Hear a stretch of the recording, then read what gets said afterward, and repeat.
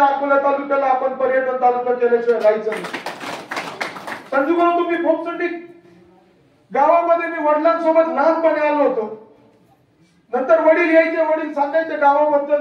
चारही बाजूनी लोकांतून बंद पडलेला सकाळ उठून कामाला जात आहेत.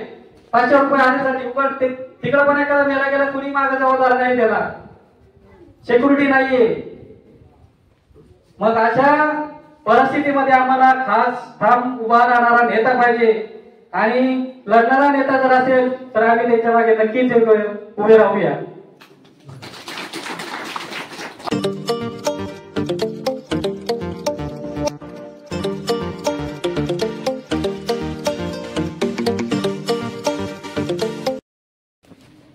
पुण्यापासून तर फोपसंडीपर्यंत किती वेळ लागतो हे सगळं सर्वांनाच माहिती. परंतु इथून जो माणूस पुण्यामध्ये शिकायला जातो, अक्षरशः त्याला विचारलं सुद्धा जात नाही, त्याच्याकडे टक्केवारी असून सुद्धा विचारलं जात नाही, हॉस्टेलला नंबर लागत नाहीये.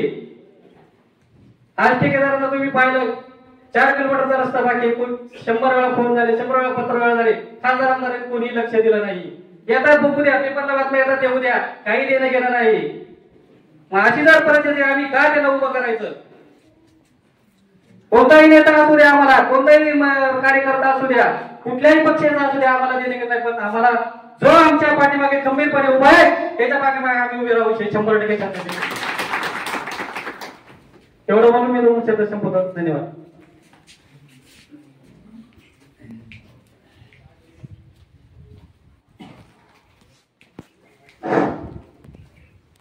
आज गावभेटी दौरा फोपसंडी आपण या गावामध्ये आलो आहोत. या भेटीच्या निमित्ताने जिल्हा परिषद सदस्य, माजी जिल्हा परिषद सदस्य रमेश काका देशमुख, त्याचप्रमाणे अगदी लहानपणापासून ज्यांना मी सहकारात पाहतो असे सारथी साहेब, त्यानंतर आमचे सहकारी रोपा कचरे सरपंच आणि सर्व ग्रामस्थ. मी खासदार भाऊसाहेब वागचौरे साहेबांच्या निमित्ताने, बूथ वाटण्याच्या निमित्ताने या गावाला भेट दिली होती. इथं तरुणांचा उत्साह आहे. खऱ्या अर्थाने इथं ज्या समस्या असतील बरेच एक वेळेस दादांच्या मार्फत मला येण्याचा या गावात योग आला.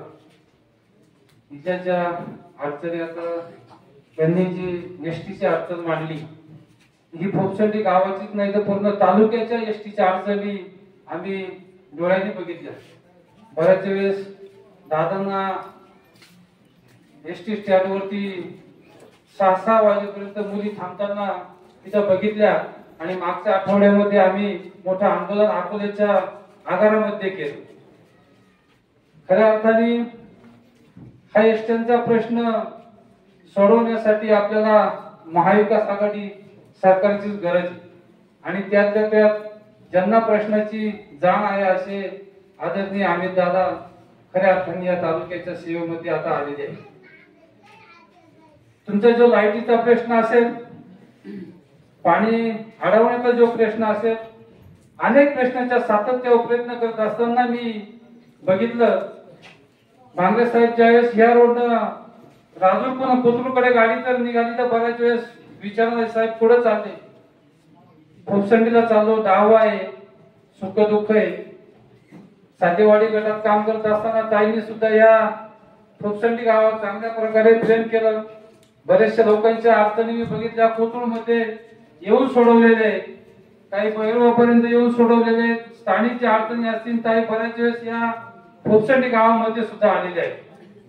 आणि आज दादाच्या रूपाने आपण हे फोपसंडी गाव नाही तर पूर्ण तालुक्याला दिशा देण्याचं काम दादांचं आज चालू आहे. आज शाळेचे प्रश्न जर बघितले असतील, 75 वर्षाच्या काळामध्ये शाळेचे आपले अजून प्रश्न शिल्लक आहेत.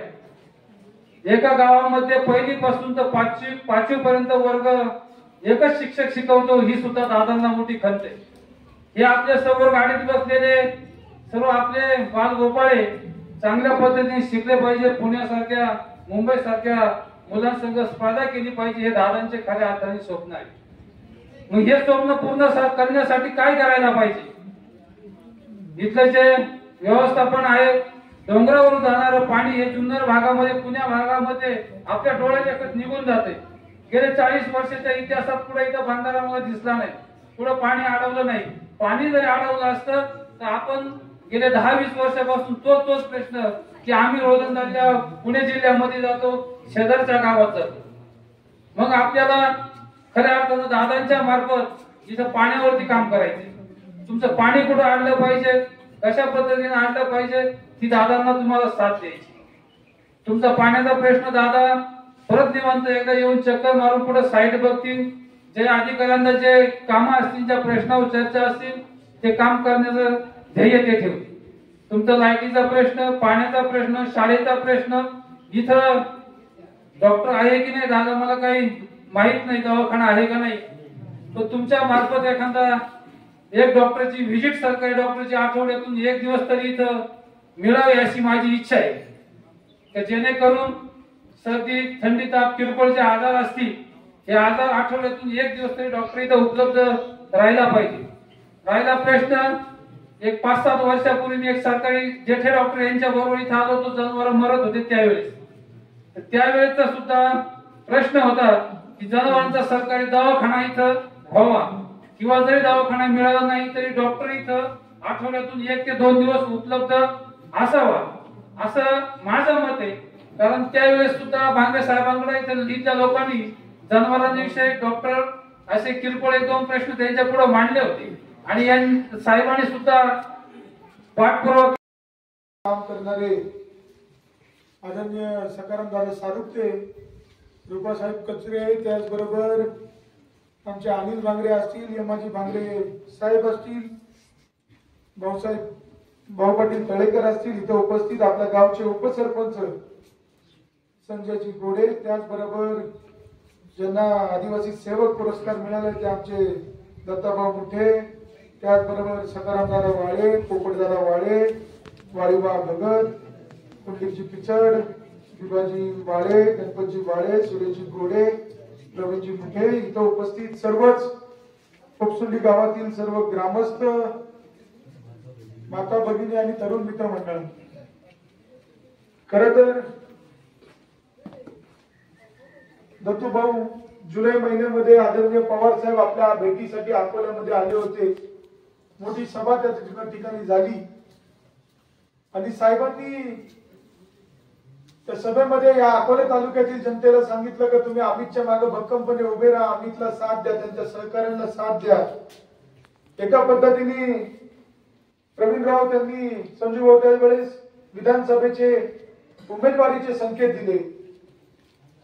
खर तर त्या कार्यक्रमाला जे आले होते पवार साहेब, तो कार्यक्रम बागरे साहेबांच्या जयंतीचा कार्यक्रम होता. दत्तू भाऊनी बागरे साहेबांबद्दल, माझ्या आईबद्दल थोडासा उल्लेख केला का ज्या वेळेस या फोपसुंडी गावामध्ये उपोषण चालू होतं त्यावेळेस ते आले होते, ते उपोषण सोडवलं आणि अनेक प्रश्न मार्गी लावले. संजू भाऊ खर तर वयाच्या 28व्या वर्षी मलाही वाटलं नव्हतं दादा का वडील इतक्या लवकर जातील आणि ही जबाबदारी आपल्या खांद्यावर येईल.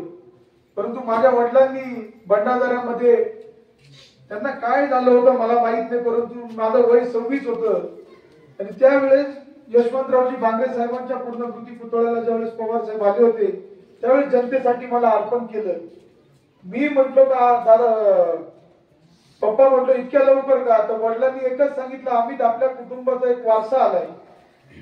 या तालुक्याचे पहिले आमदार स्वर्गीय गोपाळरावजी भांगरे साहेब, यशवंतरावजी भांगरे साहेब, राजाभाऊ बापू भांगरे मी काम केलं म्हणे. मी 30 वर्ष समाजाची सेवा केली, तुझी आई करते आणि हाच वारसा तुला येणाऱ्या काळात पुढे घेऊन जायचंय. त्यामुळे तुला काही नाही, तुला या जनतेची सेवा करायची. आणि अचानक मागच्या वर्षी वडिलांचं निधन झालं.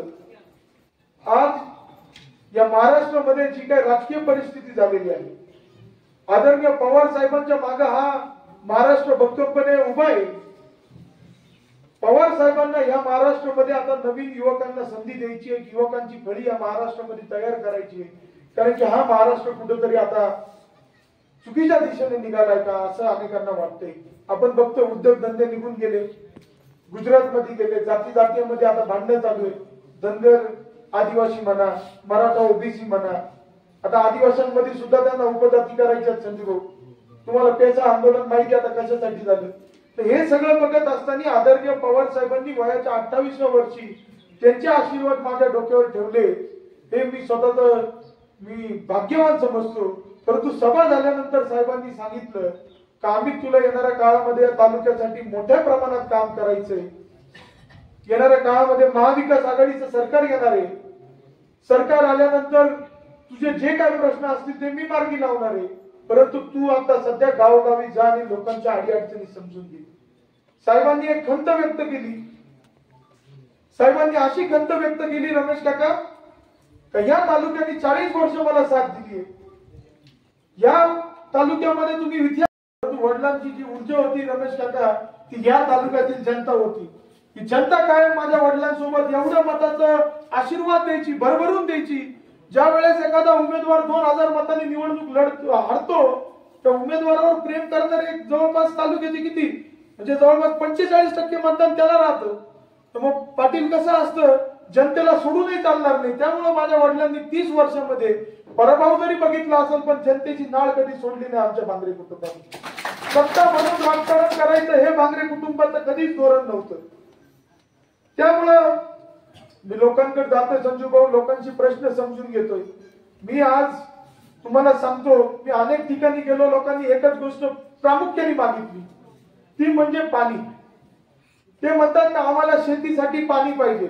आणि मी प्रत्येक ठिकाणी गेल्यानंतरही सांगतोय येणाऱ्या काळामध्ये सत्ता आल्यानंतर माझं पहिलं प्राधान्य राहील का या अकोला तालुक्यातील प्रत्येक गावामध्ये 12 महिने शेती झाली पाहिजे. दादा, मी ऍग्री बिझनेस आणि बिझनेस मॅनेजमेंट केले. शेती क्षेत्रामध्ये अभ्यास केला. दादा 2 वर्ष पवार साहेबांच्या बारामती ऍग्रिकल्चर कॉलेजला होतो. त्यानंतर 2 वर्ष परदेशात गेलो. परदेशामधली शेती पाहिली, परदेशामधला दूध धंदा पाहिला. तिकडून आल्यानंतर माझ्या तालुक्यामध्ये आल्यानंतर आमच्या भंडारदरा परिसरामध्ये आमच्या जो काही वडिलोपार्जी हॉटेल व्यवसाय होता, त्या हॉटेल व्यवसायामध्ये मी सुरुवात केली. आणि ह्या खोपसुंडी गावामध्ये आल्यानंतर मी हक्काने एक गोष्ट जरूर सांगू शकतो, हॉटेल धंदा किंवा पर्यटन व्यवसाय कसा करायचा हे माझ्यापेक्षा या तालुक्यात दुसरं